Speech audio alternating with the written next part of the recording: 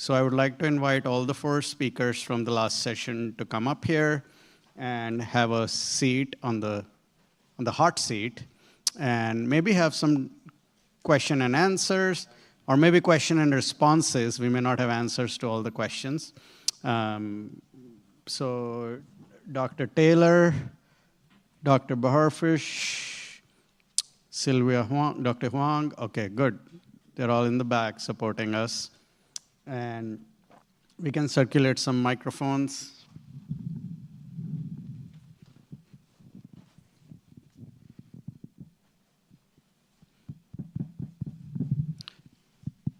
Please give a round of applause to these speakers before we start. Really important topic, and really brave to deal with that topic. They help us a lot. So please, please go ahead with your questions, any burning things you want to talk about. Thanks. Oh, there is a doctor in the house. Good. Is there a doctor in the house? Well, thank you all so very much. And I did say y'all, trying to blend in here. I had a question for my psychiatrist colleague, because in listening to you, I think that we're part of the problem, as providers. So if you had 3 or 4 things that you thought we could do with our new patients and our patients moving forward as providers to decrease some of those, I think you had, 6 different mental status issues up there. What would you tell us to do? 3, 4 things? Okay. I'm going to start with... If there's more, go ahead. Okay, no problem. I will start with the first one, I would say patient actually sees you as the holistic care provider, if that makes sense. In addition to the primary care doctor, oncologist, they come see you, they're going to report everything. So, and also if they underreport, okay, you observe, right? When you do physical and histories, that's where you can collect the information about them.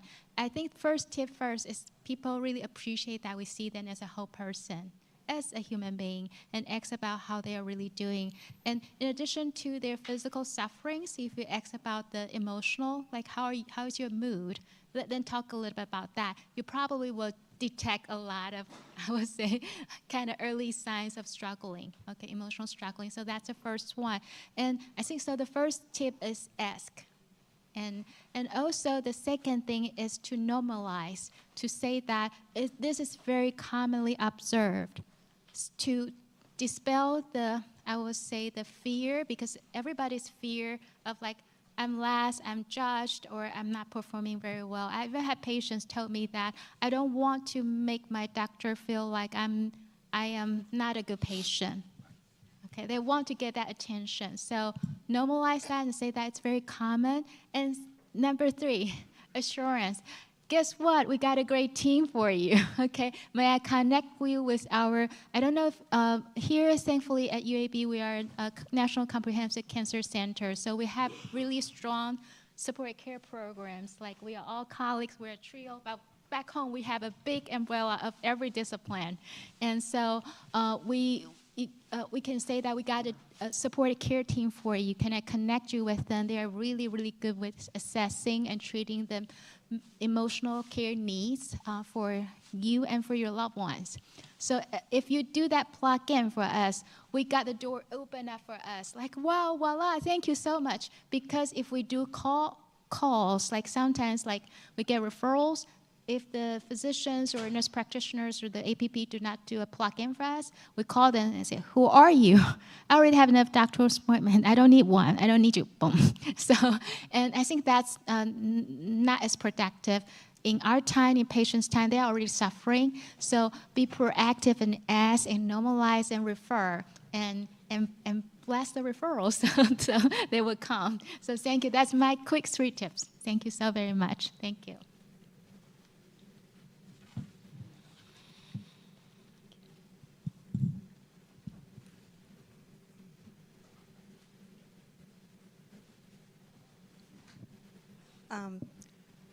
Dr. Taylor, you put a lot of information up on the slides. And I'm wondering if there was a way that you could also put those on the website after this is over.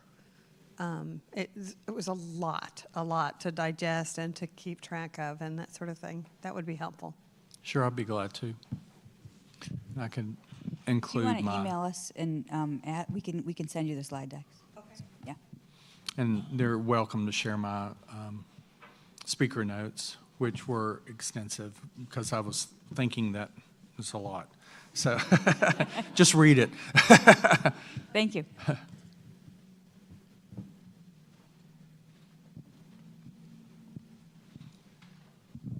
I'm interested in the nutritional aspect of what you were talking about. Do you guys have access to nutritionists that can help coach us through that kind of lifestyle change for us? Yes, we also, I mean, we do have nutritionists on our team as well. So we have like 3 or 4 nutritionists.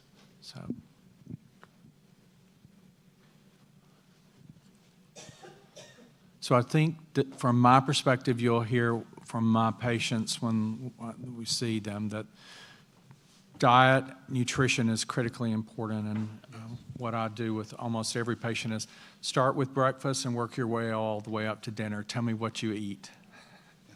And I'm always amazed at kind of what I hear is like, oh, well, I had a donut for breakfast and I had a Slim Jim for lunch. And I'm like, and you're wondering why you have no energy? You know, so it's oftentimes it's just going through that and listening and sort of seeing. Protein deficiency is huge. Very, very few people meet their actual protein requirements. FDA-wise, you know, 0.8 per pound. Really, most people need at least 1 to 1.5 grams of protein per kilogram of their ideal body weight. So most people don't do that. And so these are all the nutrients and things that are required to build energy and support the energy system. So. Can I also make a comment regarding nutrition? I agree with Dr. Taylor. If you're not in an area where, like you have UAB here, a very large campus, go to your primary care doctor or one of your physicians and ask for a nutrition consult. Hopefully that will be covered by your insurance, because your food that you take in every day is an important part of your larger care plan, as I described to you. It can influence your blood pressure, your blood sugar, your weight, all those things we talked about. So I agree. It should be a part of your care plan. And one thing I do think I have to say is that you will have to advocate for yourself, and I know you guys are very accustomed to advocating for yourselves, and do research and look at, when I talk about anti-inflammatory diets and the foods that are on that particular diet, oftentimes many nutritionists or dietitians are not focused on sort of the anti-inflammatory part because they're not aware of sort of the root of the problem.